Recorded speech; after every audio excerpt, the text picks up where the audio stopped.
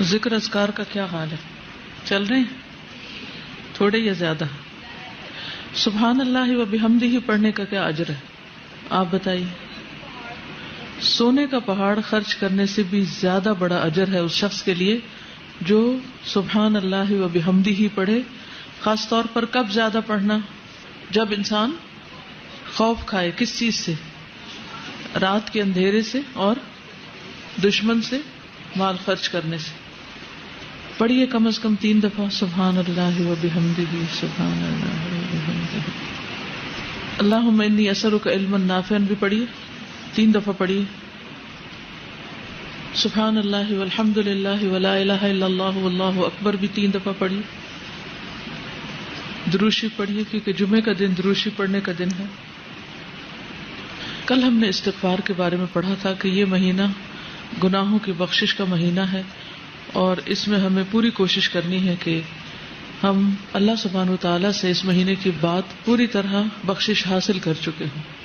نبی صلی اللہ علیہ وسلم روایت کرتے ہیں اللہ سبحانہ وتعالیٰ سے، حدیث قدسی ہے، اللہ تعالیٰ فرماتے ہیں یا عبادی انکم تخطئون باللیل والنہار وانا اغفر الذنوب جمیعا فاستغفرونی اغفر لکم.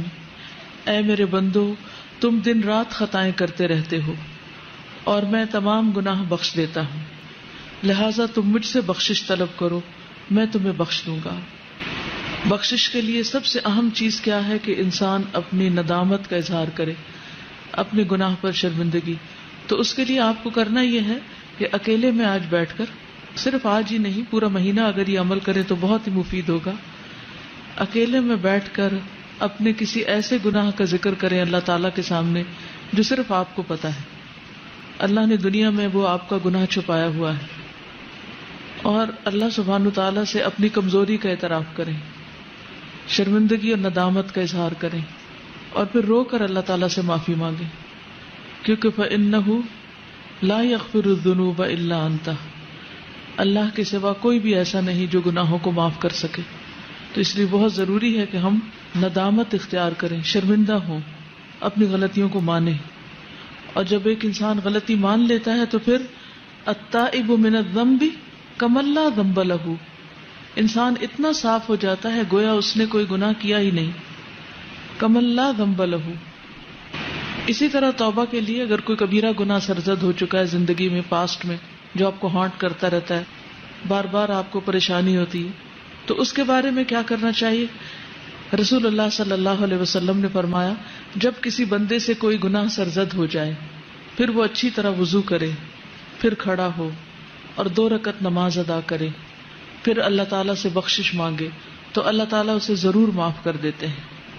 پھر آپ نے یہ آیت تلاوت فرمائی والذین اذا فعلوا فاحشة او ظلموا انفسهم ذکروا اللہ فاستغفروا لذنوبهم ومن یغفر الذنوب الا اللہ ولم یصروا علی ما فعلوا وهم یعلمون.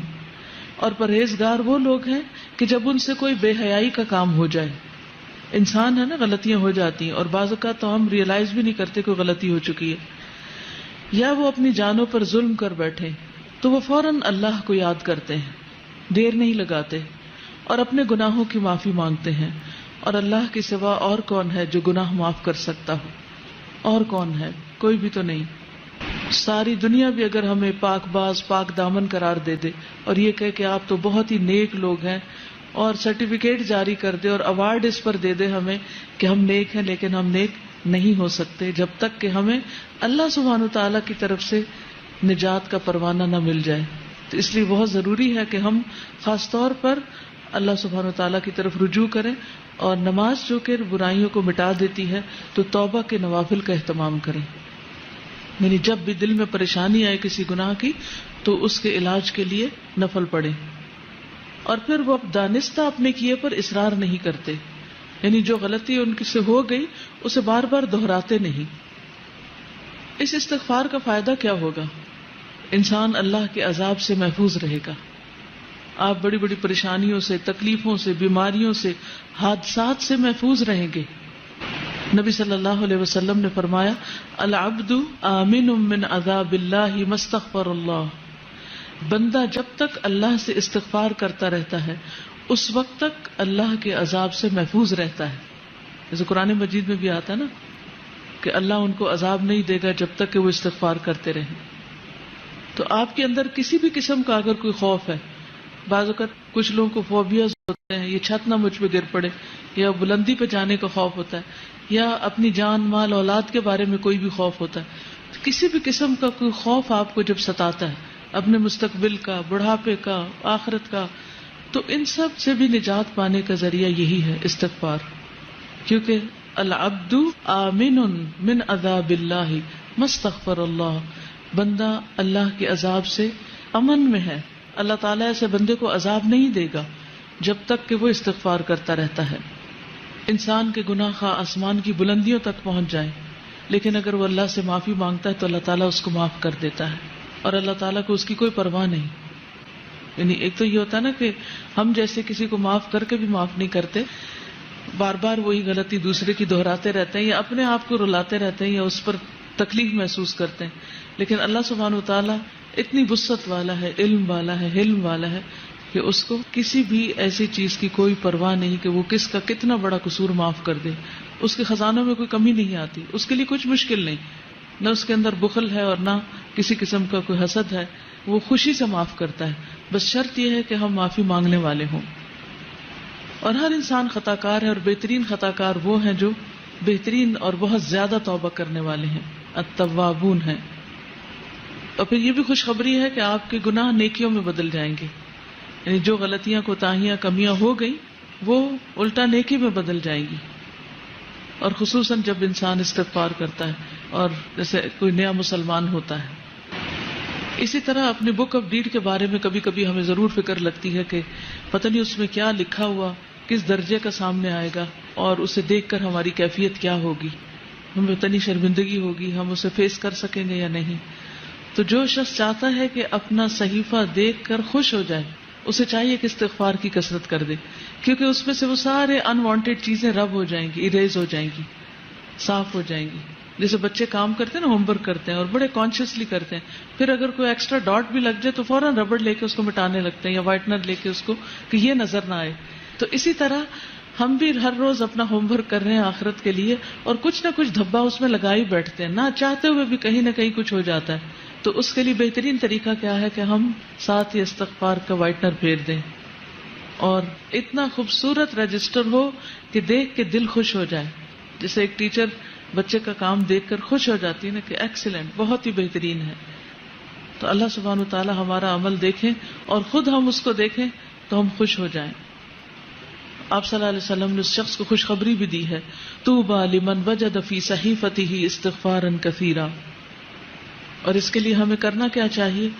اپنی زبان میں بھی استغفر اللہ کہیں، اللہ سے معافی مانگے، اور مختلف جو استغفار کی دعائیں ہیں ان کو پڑھیں. انشاءاللہ ایک نیا کارڈ بھی بن رہا ہے جس میں سارے استغفار قرآن مجید سے اور مسنون جتنی بھی دعائیں استغفار کی ان سب کو جمع کریں، تاکہ کوئی کسر نہ چھوڑیں اللہ سبحانہ وتعالیٰ سے معافی مانگنے کی ہر طریقے سے. کیونکہ بعض اوقات ہوتا ہے نا، ایک انداز میں بات کرنا اللہ تعالیٰ کو پسند آتا ہے، اور بعض اوقات ایک اور انداز میں زیادہ افیکٹو ہوتا ہے. تو ہمیں نہیں پتا کہ کون سا طریقہ اللہ کو زیادہ پیارا ہو، تو ہم سارے طریقے اختیار کر لیتے ہیں تاکہ اللہ تعالیٰ ہمیں معاف فرما دے. اور عام طور پر جو کثرت سے آپ چلتے پھرتے پڑھ سکتے ہیں، واستغفر اللہ العظیم الذی لا الہ الا هو الحی القیوم واتوب الیہ، اس کا اتنا زیادہ اجر بتایا جاتا ہے کہ اگر کوئی میدان جنگ سے بھاگا، اور یہ کبیرہ گناہ ہے میدان جنگ سے بھاگنا، تو اس کو بھی معاف کر دیا جاتا ہے جو شخص یہ پڑھتا ہے، استغفر اللہ العظیم الذی لا الہ الا هو الحی القیوم واتوب الیہ. پھر اسی طرح یہ ہے کہ انسان کو اس بات کی بھی توقع رکھنی چاہیے کہ میرے اس استغفار سے میرا رب خوش ہو رہا ہے. کیونکہ وہ اونٹنی والی جو حدیث آتی ہے کہ اللہ تعالیٰ اس بندے سے زیادہ خوش ہوتا ہے جس کو صحرا میں کھوئی ہوئی اونٹنی مل جاتی ہے. تو جب ہم استغفار کرتے ہیں تو یہ کوئی معمولی فعل نہیں ہے، اللہ سبحانہ تعالیٰ اپنے بندے سے راضی ہو جاتے ہیں، خوش ہو جاتے ہیں. اور پھر آئندہ کے لیے گناہوں سے ڈرتے بھی رہنا چاہیے. یہ نہیں کہ انسان دلیر ہو جائے کہ اللہ تعالیٰ خوش ہوتے ہیں تو پھر میں اور جی بھر کے گناہ کر لوں. نہیں، مومن جو ہے وہ گناہ کو اپنے اوپر پہاڑ کی طرح سمجھتا ہے، جیسے کوئی پہاڑ گر گیا اس پر، اتنا پریشان ہوتا ہے، وہ اتنا تکلیف اٹھاتا ہے گناہ کر کے. اور منافق جو ہوتا ہے یا فاجر، وہ ایسے جیسے ناک پہ بیٹھی مکھی اور اس کو ہاتھ کے اشارے سے اڑا دے، یعنی اسے معمولی سی چیز ہے. اور پھر صبح شام سید الاستغفار بھی انسان پڑھتا رہے. اور ہر مجلس کے اختتام پر، جیسے ہم حالانکہ ہم قرآن پڑھ رہے ہوتے ہیں لیکن پڑھتے اور پڑھاتے ہوئے ہو سکتا ہے کوئی ایسی بات منہ سے نکل جائے جو اللہ تعالیٰ کو پسند ہے، اور بھول چوک تو لازم ہے، ہو ہی جاتی ہے، نہ کرتے ہوئے بھی ہو جاتی. تو ایسی ساری چیزوں اور کمیوں کوتاہیوں کا جو طریقہ ہے وہ پھر استغفار میں ہی ہے. اور وہ کیا ہے؟ سبحانک اللہم و بحمدک اشہد ان لا الہ الا انت استغفرک و اتوب الیک. اور نبی صلی اللہ علیہ وسلم تو